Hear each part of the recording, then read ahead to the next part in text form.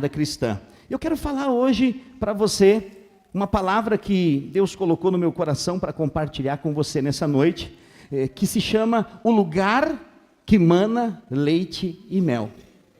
A palavra de Deus nos diz que houve um momento lá no livro de Êxodo, no Velho Testamento, em que o povo de Deus, o povo hebreu, estava escravizado no Egito. Faraó governava o Egito. O povo hebreu estava escravizado.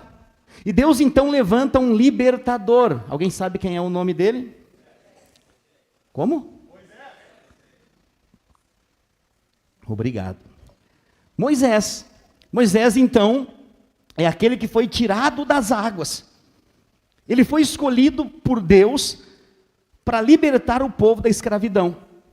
Nós vimos já, em algum momento, eu falei sobre isso, que esse momento da libertação do povo de Deus, lá do Egito, e para nós entendermos a Bíblia, quando você vai ler, já viu que as pessoas falam assim, principalmente você que vai começar a ler a Bíblia agora, eu leio e não entendo nada, pastor. Eu leio a Bíblia, mas não consigo entender. Você precisa entender que a Bíblia, ela tem tipos, analogias, alegorias e símbolos. Por exemplo, vou te dar um exemplo aqui. Nós estamos falando do Egito, nós estamos falando de Faraó e nós estamos falando do povo escravizado. O povo escravizado aponta para o povo de Deus, que estava escravizado no Egito. Mas o Egito é um tipo de mundo. E quem governa o mundo hoje, você sabe? Oi? Como que você tem certeza? Porque a Bíblia fala, amém? Que o mundo jaz no maligno. Tem gente que bota a culpa de Deus, em toda a maldade que acontece na terra. É gente que não conhece a Deus. Lembra de um acidente que aconteceu num avião com a Chapecoense? Alguém lembra? Eu trabalhava naquela época na AGCO. Trabalhava montando trator. E tu também trabalhava lá, ó. Tô conhecendo alguém aqui. É, né? Tu me abastecia minha máquina lá. É, né? Eu sou bom de memória.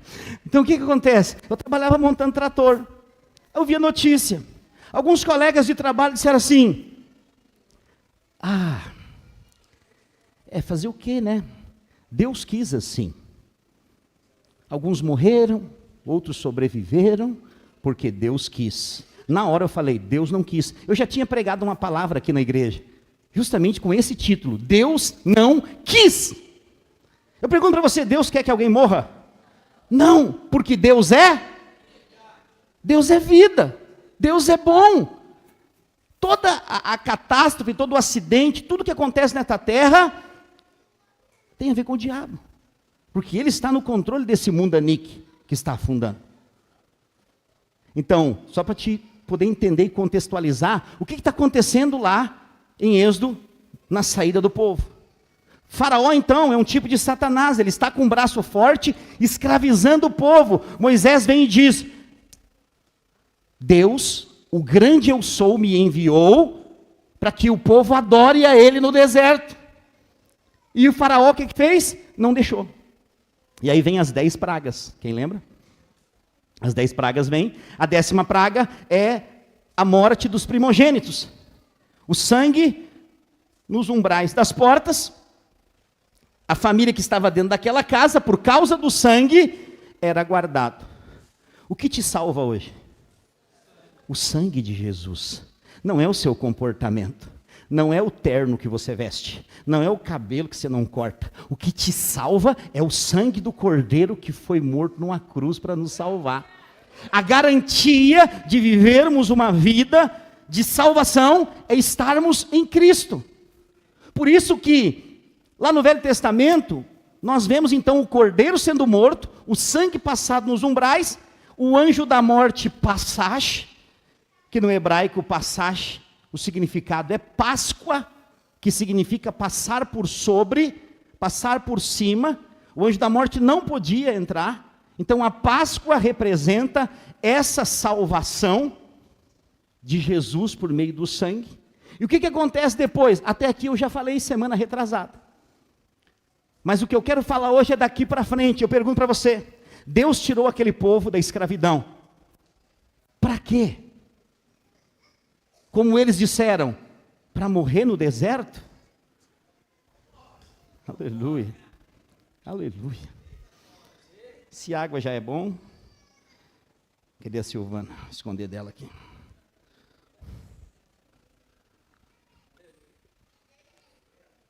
Aleluia. Por isso que é bom ter filho. Aleluia. Tenham bastante. Esse povo saiu então, vamos só recapitular. Eles saíram, 2 milhões de pessoas aproximadamente, saíram da escravidão.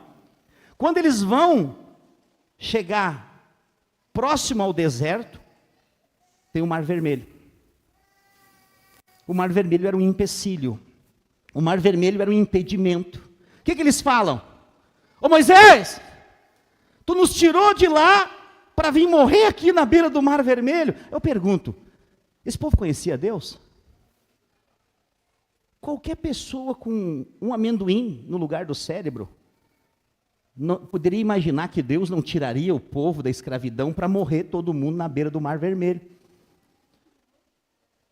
Moisés, então, na pressão, vai conversar com Deus. O que ele vai fazer?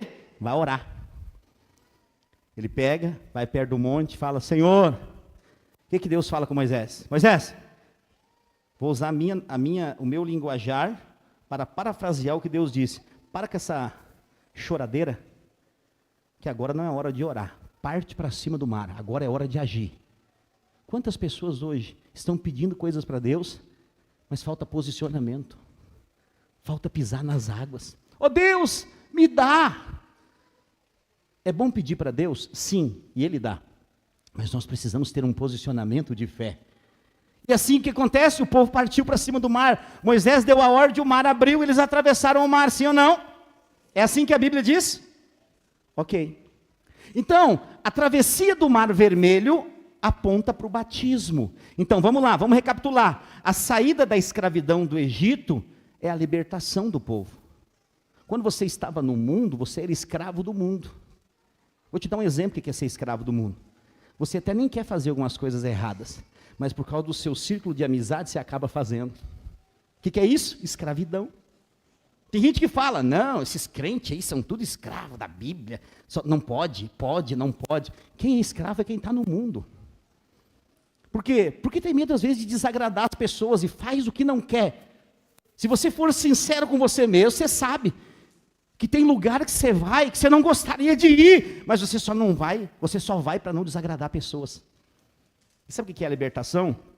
A libertação é você não precisar preocupar o que as pessoas vão pensar de você. Trabalhei nessa empresa 12 anos. Muita gente ria da minha cara. Quando eu parava meio-dia, ia ler a Bíblia. Muitos riam da minha cara. Depois de 12 anos trabalhando lá, eu aconselhei muita gente. Muito casamento foi restaurado através das nossas orações. Muitas pessoas foram curadas através das nossas orações. Então não tenha medo de dizer quem você é. Você é filho de Deus. Você é um cristão genuíno. Você foi chamado para fazer a diferença nessa geração. E se as pessoas rirem de você, eu não estou nem aí. Porque eu sei para onde eu estou indo. Eu sei em quem eu tenho crido. Eu quero dizer, você precisa ter essa certeza. Porque esse povo então cruza o Mar Vermelho. Qual foi a promessa de Deus para esse povo? Deus ia tirar eles do Egito. Vamos recapitular. Eles iam atravessar o Mar Vermelho. E Deus ia levar eles para onde? Oi? O que é Canaã? Eita, esse povo crente é bom demais, que conhece a Bíblia. É uma terra que mana leite e mel. Você precisa entender de forma espiritual o que eu estou dizendo aqui. Um dia, eu estava falando sobre isso, já preguei várias vezes sobre isso.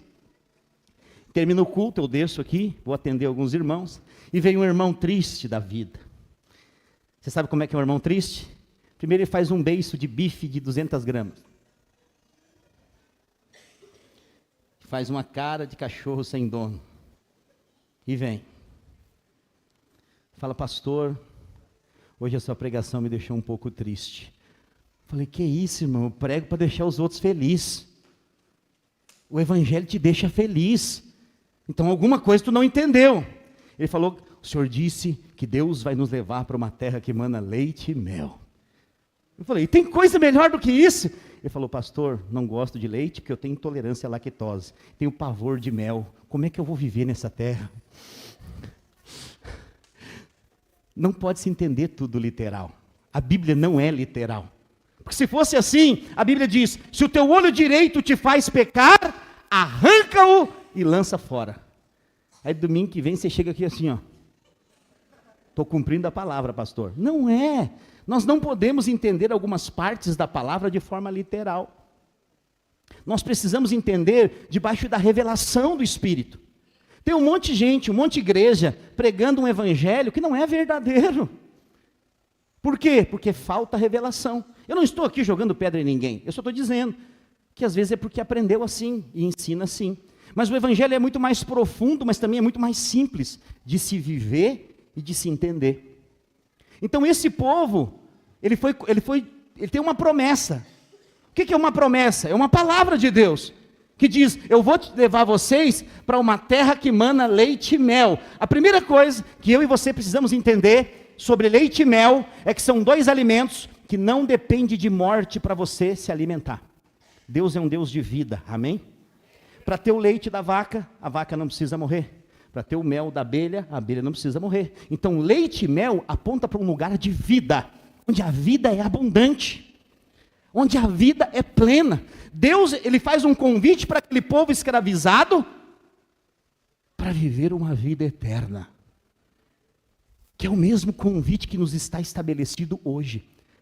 O que Jesus é para nós? Ele é a ressurreição e a vida. A Bíblia diz que quem crê em Cristo, ainda que morra, viverá. Mas quem vive por meio dele, jamais morrerá. Se isso não te deixa alegre, eu não sei o que vai deixar. Porque o maior medo de todo ser humano é o medo da morte. Basta vir um diagnóstico médico, basta vir uma resposta contrária aos seus planejamentos, e você já perde o chão, desiste de tudo, desanima, porque a sua fé é defeituosa. Desculpa dizer para você, mas você que está começando agora, descendo as águas, eu vou fazer a frase de um irmão aqui dessa igreja. Ele falou, pastor, se Deus não fizer mais nada por mim. Essa semana eu fui comer um bom churrasco lá na casa do Lohan. É lindo ver o que Deus está fazendo na família do Lohan. Há 1 ano e meio atrás, ele estava só no fiapo do aipim. Era terrível a história. É o dedo minguinho. Mas Deus mudou a história desse irmão. Deu uma esposa para ele, deu um filho para ele. Ele mora num condomínio fantástico, tem até piscina, aleluia. Me levou para jantar lá. Eu sou facinho para aceitar esses convites. Assim, eu gosto de ver o testemunho do que Deus faz na vida das pessoas. Às vezes as pessoas estão olhando para o outro lado e não estão vendo a bênção de Deus na sua vida. Não estão vendo ao seu redor o que Deus está fazendo na nossa igreja. Nós, nos próximos anos, seremos a maior igreja dessa cidade. Sério, Deus vai nos dar pessoas de todos os cantos dessa cidade. Nós vamos ter uma videira frutífera em cada bairro de Canoas, porque cada bairro de Canoas é uma cidade. E nós vamos ter, mas primeiro nós vamos encher isso aqui. E encher isso aqui não é só isso aqui. Aqui cabe 1.050 cadeiras. Então esse prédio já cresceu tudo que podia crescer. Agora é nós que vamos crescer em cima dele. E nós vamos ganhar muita gente para Jesus, porque esse é o nosso papel. Sabe o que deixa a gente alegre? É isso aqui, ó. Tem gente que se alegra com dinheiro, tem gente que se alegra com carro, tem gente que se alegra com casa. Eu vou dizer, eu me alegro com gente. Quanto mais gente servindo a Deus, mais eu me alegro. É isso que me deixa alegre, porque isso é cumprir o propósito de Deus. São 2 milhões de pessoas que estão entrando agora no deserto, saindo do Egito. Qual a promessa deles? Uma terra que mana leite e mel. Espera aí, pastor, mas o senhor falou que eles estão indo para o Egito? Pois é, eles estão indo para o Egito. Me explica isso. Deus promete uma terra que mana leite e mel, mas quando eles atravessam o Mar Vermelho, eles caem no Egito. Perdão, no deserto. Hã? Como assim deserto, pastor?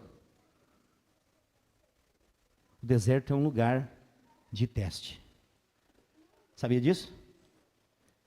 O deserto é um lugar de provação. Você pode dizer, Deus, eu te amo. Eu amo a igreja. Mas vai ser no deserto que você vai ser provado.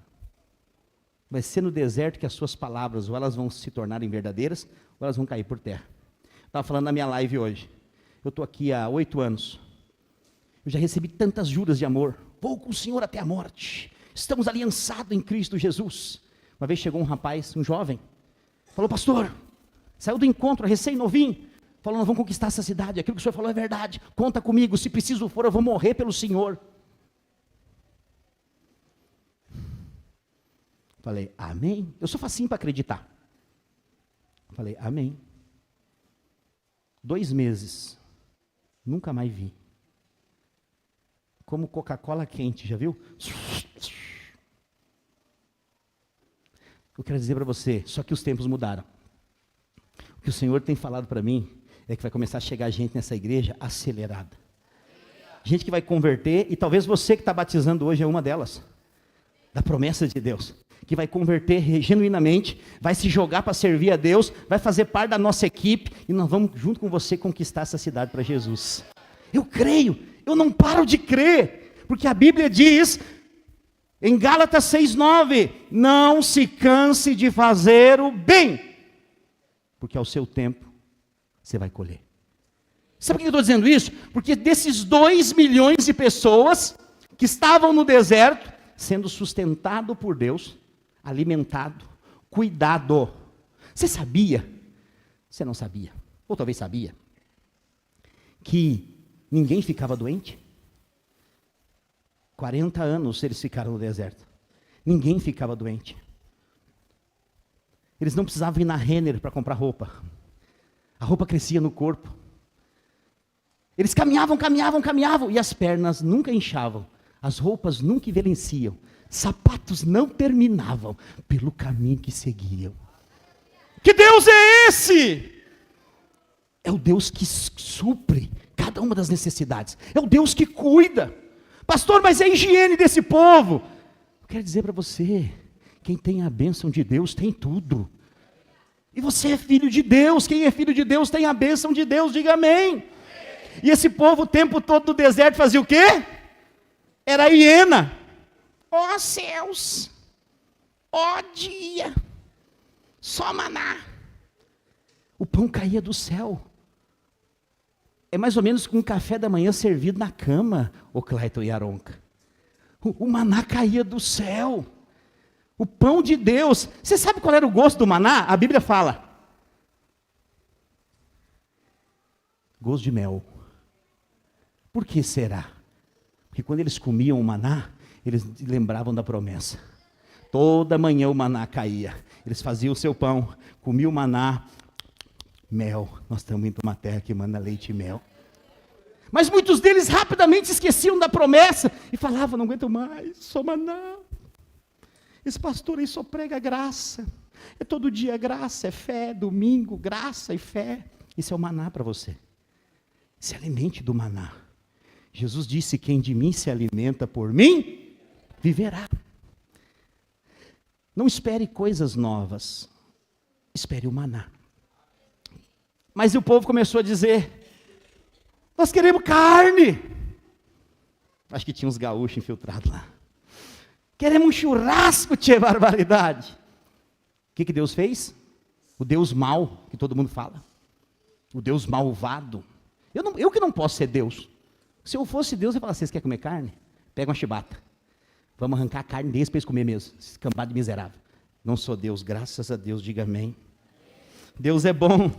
Então Deus diz assim, vocês querem maná? Vou mandar codorniz. Vocês querem carne? Eu vou mandar codorniz. Mandou codorniz, só isso. Meu Deus, a culpa é tua, obreiro Jonas. Comeu todo o meu tempo. Mandou codorniz, o povo comeu carne. Aí o povo, estou com sede, quero água, vou morrer. O tempo todo na boca do povo, falava de morte. Você viu como a nossa geração é treinada para falar de morte? Você já viu isso? o ser humano, ele é treinado para falar de morte. Quando você está com muita fome, o que você fala? Estou morto de fome. Morto não come e nem sente fome. Você deveria dizer, eu estou vivo para comer. Mas isso não é brincadeira. Quando você está com muito sono, o que você diz? Estou morto de sono.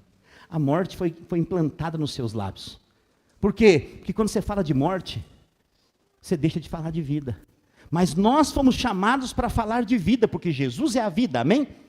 E esse povo então falou de morte o tempo todo. A frase mais falada pelo povo no deserto era: será que Deus nos tirou da escravidão do Egito para morrermos aqui no deserto? Sabe qual foi o fim deles? Todos eles morreram no deserto. Há uma geração que morre no deserto. Por quê? Por causa de falta de fé. Mas eu profetizo sobre a sua vida, você não faz parte dessa geração. Você faz parte da geração que entra na terra prometida. Há uma terra prometida que emana leite e mel para nós.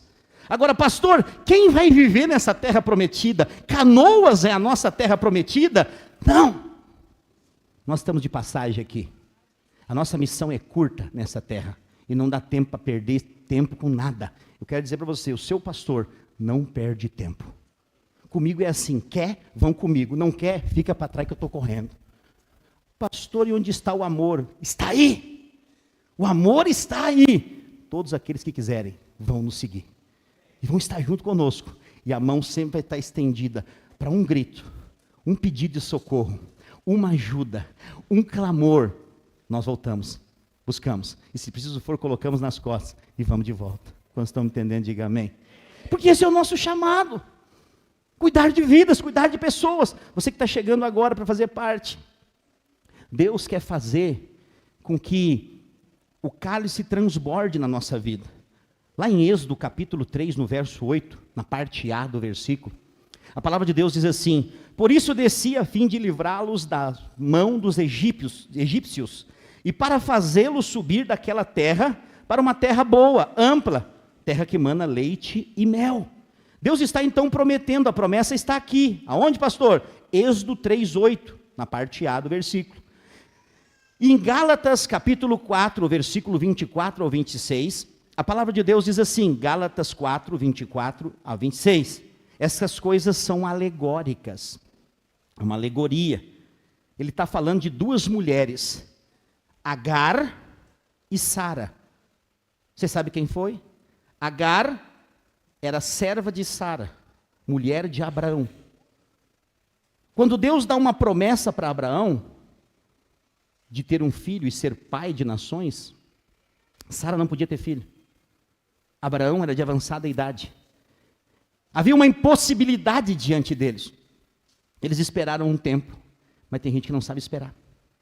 Deus é o Deus do tempo, amém? Deus não é missime hoje. 3 minutos está pronto, aquela gororoba que parece um vômito. Deus é o Deus da comida da vovó. Lembra? A vovó, a mamãe que começava a cozinhar 9 horas da manhã para estar pronto meio-dia, mas era a comida. Lá em casa, eu lembro disso. Nós era pobre, mas a comida era boa. Nós não tinha nem pescoço. Era tudo roliço, gordinho. Sério, mas a comida era boa. Deus é o Deus do tempo e das estações. As pessoas vêm servir a Deus e querem assim. Não aconteceu. Some, desaparece. Deus é o Deus do tempo e das estações. Para todo crente, vai existir um deserto antes da terra prometida. Para Jesus houve um deserto. Jesus foi batizado nas águas. Quem lembra? Você está lendo a Bíblia? Quando ele sai, o Espírito de Deus vem como pomba sobre ele. Uma voz do céu vem: esse é o meu filho amado, em quem eu tenho prazer. E esse mesmo Espírito levou Jesus até o deserto para ser tentado pelo... Ué, que negócio é esse? Que espírito é esse? Amigo? Inimigo? Como que o Espírito me leva para o deserto para ser tentado pelo diabo? Porque o Deus quer te aprovar. Jesus foi para o deserto, mas o Espírito estava lá com ele. Quer dizer, ainda que você passe pelo deserto, o Espírito de Deus está com você. Para quê, pastor? Para te aprovar. Deus não leva ninguém para o deserto para reprovar, é para aprovar. Então todo cristão vai ter momento de deserto. Você que vai te batizar hoje, eu não posso te iludir. Eu tenho que ser sincero com você. E por falar a verdade, muitas pessoas me abandonaram. Por falar a verdade, muitas pessoas ficam bravas comigo. Por falar a verdade, pessoas falam mal de mim. Mas eu continuo falando a verdade. Você vai passar por momentos de deserto.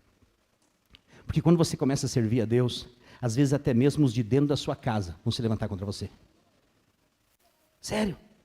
Tem famílias inteiras que às vezes o filho está nas drogas, enterrado nas drogas. E eles pedem, ajuda-nos, ajuda-nos. Aí nós vamos lá, resgatamos o vivente, oramos por ele, levamos para o encontro, colocamos na célula, envolvemos na vida da igreja. Aí o vivente vem para cá, que quase não tem muita coisa para fazer, né, Giovanni? Obra é o nosso nome, reforma é o nosso sobrenome. Aí daqui a pouco os pais vêm e falam assim, mas agora meu filho não quer saber de igreja, é só igreja. Mas meu filho, antes ele estava na boca de fumo, agora ele está na vida da igreja. Mas nunca ninguém está contente com tudo. E às vezes a perseguição vai ser própria dentro da sua casa. Seus parentes. Mas há uma promessa que se estabeleceu quando você converteu. Você e a sua casa servirão ao Senhor. Nós usamos o exemplo da Raibeles aqui, numa das pregações do encontro. Era só ela. Depois veio o Raul. O Raul veio, no começo, mais dando trabalho que alegria. Meu Deus, esse Raul era terrível.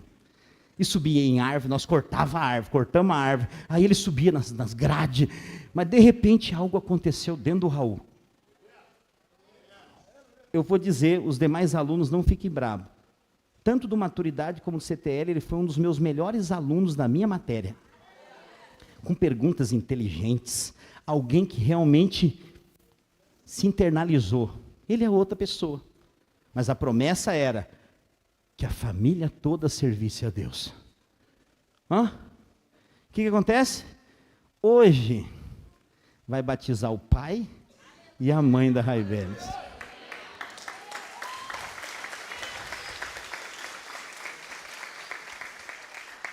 Eu te pergunto, foi uma semana? 3 meses. Quantos anos foi? Quase 4 anos. E eles perseverando. Vai acontecer, pastor? Vai. E volta e meia eu injetava neles uma fé. Vai acontecer, eles vão converter. Mas parece que não, parece que eles estão querendo até ir embora de Canoas. Não vão, as portas vão fechar. E eles vão. Tudo resolveu. Encontro. Casaram hoje, todo mundo casadinho. Aleluia. O obreiro Jonas está quase um Santo Antônio. Está casando todo mundo. Então o que acontece? Há uma mudança de vida, mas tem um tempo. O tempo passou.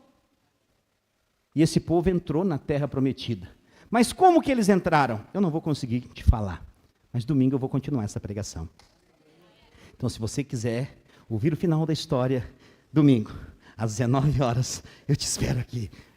Essa pregação é fantástica. Mas aquela plaquinha me oprime, porque ainda tem um batismo, ainda tem festa aqui hoje. Mas eu posso dizer uma coisa para você. Você foi transportado do império das trevas para o reino do Filho amado. E você agora é um filho amado de Deus. O que um filho amado tem? Uma herança. Que herança é essa? Mais de 8.000 promessas que a palavra de Deus tem para você. Então, se você está debaixo de alguma enfermidade, uma das promessas é cura. Você receberá a cura de Deus. E o que acontece? Você vai ser uma testemunha para outras pessoas virem. Se o seu problema é financeiro, Deus vai te prosperar, você vai viver milagres financeiros. Deus vai agir na sua dificuldade, porque o poder de Deus se aperfeiçoa na sua fraqueza. Nós estamos aqui há 8 anos. Esses dias eu estava lembrando de uma história, agora eu vi ela aqui, fiquei feliz, da Raquel. Nós estávamos contando a história dos encontros, eu lembrei de um encontro que nós fizemos lá no seu Osmar Quebra Tudo. Quebrava carro, quebrava vidro, quebrava reboque, quebrava... Tudo quebrava. Cada encontro era uma aventura. 4 horas da manhã, todo mundo empenhado, e um ligando para o outro. Puxa reboque, puxa isso. Chegou no final do encontro, nós não tínhamos dinheiro para pagar a chácara. Quem lembra disso? Quem estava lá? Eu estava falando, lembra? Aqueles irmãos que esvaziaram a carteira, ela foi uma delas. Ela falou assim, pastor, eu trabalhei o final de semana todo. E Deus falou comigo que todo esse dinheiro é para ajudar a pagar o sítio. Nós não tinha. No final do encontro pagamos tudo. Por que eu estou te falando isso? Existem momentos na vida da gente que Deus vai tocar profundo. Mas Deus nunca vai te pedir o que Ele não te deu. Porque Ele dá a semente. Não caia no conto do vigário. De gente dizendo assim, dá tudo para Deus. Esvazia sua carteira, depois bota Deus na parede. Não, não, não, não. Ninguém pode ganhar de Deus no dar. Tudo que você der para Deus, Ele te deu primeiro. E nós experimentamos isso durante muitos anos aqui nessa cidade. Estar aqui nesse prédio hoje, ele está ficando bonzinho. Alguns ar-condicionados já chegaram. Aquele lá é uma pequena nuvem. Mas esse é um sinal que a tua chuva vai descer. Ele é uma pequena nuvem. Ele foi o primeiro. Já chegou mais 3 para ser instalado. Essa próxima semana vai ter mais um ali e um aqui. Vai faltar só os 2 Golias. Aí esses são de 60 mil. Que é um aqui para mim, para nós, e um lá atrás. Aí pode vir de casaco para os cultos, vai ficar gelado. Por que eu estou te falando isso? Pastor, você vai pedir oferta? Não estou pedindo nada. É só para quando você vir de novo, você falar, uau, eles falaram e aconteceu. Porque é assim que acontece na nossa vida. Tudo que você fala, você traz à existência. Amém? Eu queria que só quem vai batizar ficasse aqui na frente. Nós vamos fazer um momento aqui agora. Não esqueça, essa palavra não terminou. Domingo eu vou continuar ela. Espero você aqui para nós chegarmos à conclusão dessa palavra.